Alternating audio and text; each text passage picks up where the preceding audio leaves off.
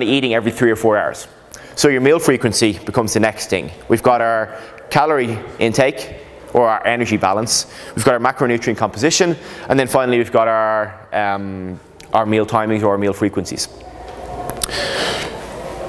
When it comes to breakfast, when it comes to late night feeding, everybody says, you know what, breakfast is the most important meal of the day. It ramps up your metabolism and it starts you off in the right way. The only thing breakfast does is prevents you overeating later in the day. Again, the study showed that if you put two people, like let's say free living groups where they're both allowed to do whatever the hell they want when it comes to food, you make one eat breakfast and you tell the other one not to, the ones that have eaten breakfast will consume about 15 to 20% less calories during the day. And that kind of makes sense because they haven't arrived at lunch starving. Like if you tell somebody not to eat until 12 o'clock, by the time 12 o'clock comes, they have a free option to eat whatever they want. They're going to eat something that gives them an instant hit in blood sugar. It also makes them feel full and sweet. So, you know, the only advantage to breakfast is the same as the advantage to eating more regular meals. You're just less likely to overconsume later in the day. So look, breakfast becomes a personal choice then. If you want it, have it. If you don't, don't. But just look at the effects of what happens when you do have it and when you don't have it on the rest of your day. So 5 to 7 feedings per day. 3 meals of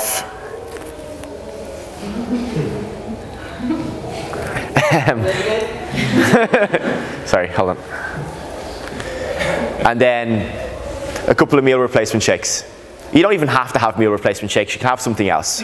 But there's something nice about blending up a load of veg, about blending up a load of spinach, some berries, some avocado, and just throwing a little bit of protein in. It's really simple, it's really easy to do. And you can prepare it the night before. You can just throw it into a bag and then just upend the bag into a blender or a NutriBullet. So, here's the kicker. And this is the thing I warned you, you'd hate me for. At this stage, you can just forget everything I've said because it doesn't matter. Because it all comes back to seriously, it keeps coming back to that, and I'm going to keep doing it, and I'm going to keep doing it till it gets across. If you walk out of here, I'm going to Nando's afterwards with the lads to have a bite of lunch. I know right now I'm going to probably have like half a chicken and spicy rice. Like I'll walk in, it's about that much. It's about that much. It may be a little bit above, maybe a little bit below, but it's close enough to know this is in line with my goals. And then later on, I've got my food ready. We're going to talk about food preparation in a few minutes. That's the single most important thing you can do. With the eating out thing, really when you understand what a meal should look like and how it should be kind of composed, it becomes a lot easier to survive day to day.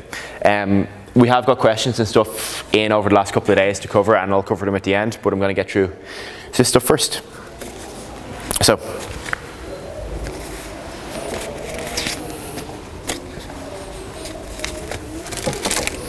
I printed off about 20 copies of this, so what you might do is just share it, like one between two.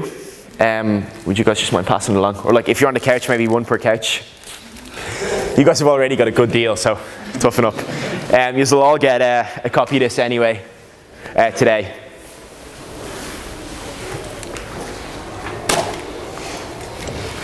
Okay, so just keep it going around the room. Once you've all got it, we'll talk a little bit more about it. So,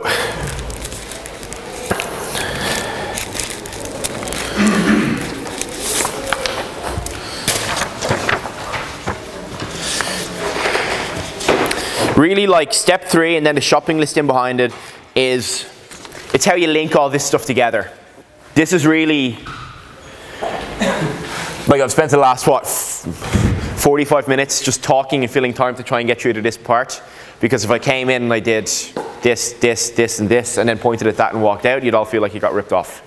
But, you know, I could have done it and essentially conveyed the exact same message and tried to get the same idea across. Okay, cool. Thanks, Steve. All right, so guys, here we go. Good habits and good routines, and making sure you get your food prepared is the single most important thing you can do to make sure you're successful. I promise you that. What happens if I don't have enough time to prepare my food? Bullshit. okay? If you can go to work 5 days a week, and if you can make a commitment to be in work at a certain time, you can get your food ready. It's just a question of priorities. So everybody, like if I asked what your favorite TV show was, you could probably tell me. Or when the last time you were on Facebook was, you could probably tell me. If you have enough time to go on Facebook or watch 4 or 5 episodes of Suits back to back, awesome show if anyone's ever watched it, you have enough time to prepare your food. It takes 90 minutes maximum from opening your fridge to having everything put away and packed. That's including cleaning. Twice a week, easiest way in the world to make sure you get your goals. It'll also save you money and it'll also save you stress. So here's what you need to do. What we need to do is look at how your day is going to be made up. So again, let's use like the mythical 90 kilo guy as the example. If I'm having Monday to Saturday is going to be perfect, or as close to perfect as I can make it, and then on Sunday I'm going to relax. I'm having 3 meals a day for 6 days, that's 18 meals. That's 18 of these, that's 18 of these, 18 of these, and 18 of these. So, you've got a shopping list. You need 18 palm-sized portions of protein per week. For most people, that's 150 to 200 grams in weight, or approximately 30 chicken fillets. That could be 10 chicken breasts, it could be like a couple of kilos of lean steak mince and some turkey steaks or anything like that. It doesn't have to be 30 chicken breasts. I've just used it as an example because it's the easiest way to do it. 18 fist-sized portions of rice of carbs a week. I'm using rice as an example because it's an easy one to convey. It's an easy way to understand. When you take uncooked rice, about 50 grams of that equals this on me. So I know that's now 18 by 50 is about 2 half-kilo bags of rice. So my shopping list is 30 chicken fillets, 2 500-gram bags of rice. I've got 12 handfuls of spinach. I'm not sure why it's not 18. Okay. Come down one, it's vegetables of your choosing. That's basically as much veg as you want to put into your meals. The more veg you can cram in there, the better. And you'll see, like, let's say recommended vegetable sources in unlimited quantities when you flip the sheet over. Don't worry too much about it just yet. The 12 handfuls of spinach are from my shakes. So I'm having 6 shakes, or have 6 days of shakes. I have 2 shakes per day. That's 12 handfuls of spinach. I know that's about 3 bags. So, you know, a handful is about a quarter of a bag. So 3 bags gets me 12. So I know I need 30 chicken fillets. I know I need 2 500-gram bags of rice. I know I need 3 handfuls or 3 bags of spinach, and then I know I need a fuck ton of vegetables. Let's just call it a fuck ton.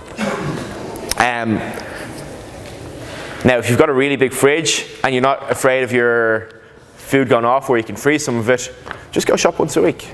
Just go to your butchers and buy a ton of meat. Brady's around in Fairview at the moment are doing a protein pack. They have 25 jumbo chicken fillets. Got them yesterday, they're huge. And even when you cook them down, they're still big. 1.5 kilos of lean steak mince, 1.5 kilos of turkey steaks, 20 eggs, and something else which I can't remember right now. It's 50 quid. That's, for me, that's like 2 weeks of meat. Like, that's pretty good value. If you're nice to them, they'll bag it up separately and stuff as well. But you can get 30 chicken fillets for about €30. Okay, like good quality ones from a good butcher. That's really easy. It's a really easy, quick way to do it. So buy them, chop them in half, freeze half of them, cook half of them. If you're going to shop, you've got your list. You've got 18 chicken, or you've got 30 breasts. You've got 2 500-gram bags of rice. You've got 3 bags of spinach, and whatever vegetables you want. If you're going to shop once a week, that's what you get. If you're going to shop twice a week, you just cut it in half. Okay, it's not complicated. You go shopping on a Sunday, you prepare your food, and then you relax. So look, does the shopping stuff sound complicated, or does picking your food sources sound complicated? No? Okay, yo. Source of protein. Yeah. Yeah. Vegetarian. So, like, you can do like combining stuff if you're vegetarian?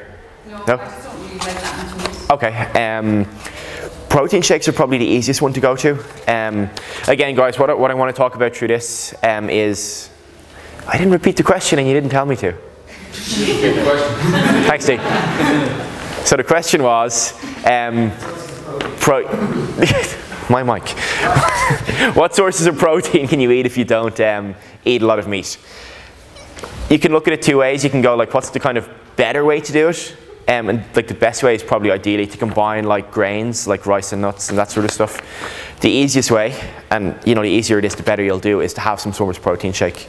Like protein it's cheap, it's good quality, it's really easy to consume. You'll get, you know, 2.5 kilo bag of protein for about 40 quid, which is probably cheaper than eating chicken. So if you're gonna stay away from having like animal source protein, the easiest thing you can do is just have a protein shake with your meal. Ideally like meat, but again, if you're not into it, then don't worry about it. The thing with this, guys, again, is it has to be real for you. I could outline the perfect diet, I could outline all the exact principles, but unless you're actually able to take it away and use it, there's no point talking about it. Does that make sense? Okay, so protein shake, or like even stuff like, you know, quinoa and some of the vegetarian sources. If you like tofu, maybe go for tofu. It's again not perfect, but it's better than not eating. So a lot of the time what you're going to hear me say, guys, as well, answering questions, is if that's your biggest problem, then you're doing pretty well. So like for people who go, you know, should I have brown rice or white rice? Is that your biggest issue? Because if it is, I don't need to answer it because it doesn't matter. But if you're going, can I have brown rice or white rice while you're fucking eating a Mars bar? Doesn't necessarily matter. So food preparation. If you have a highlighter, like this is the biggest thing in the world. This has changed my life. Okay, I've started doing a really good job of preparing my food, and anytime I'm in a good place preparing food, everything happens so much easier. Because you're less likely to binge, you're less likely to go to bad sources, and you're less likely to just make a balls of it. So, food preparation is simple. It's 90 minutes on Sunday, it's 90 minutes on Wednesday. That could be Saturday and Thursday, it could be, you know, whatever. It doesn't have to be these days, but they're the ones that typically work best for you.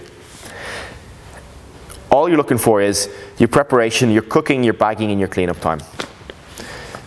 2 chopping boards side by side. I've outlined like exactly how to do this, just so you've no excuses, and this is exactly what I will do at home as well.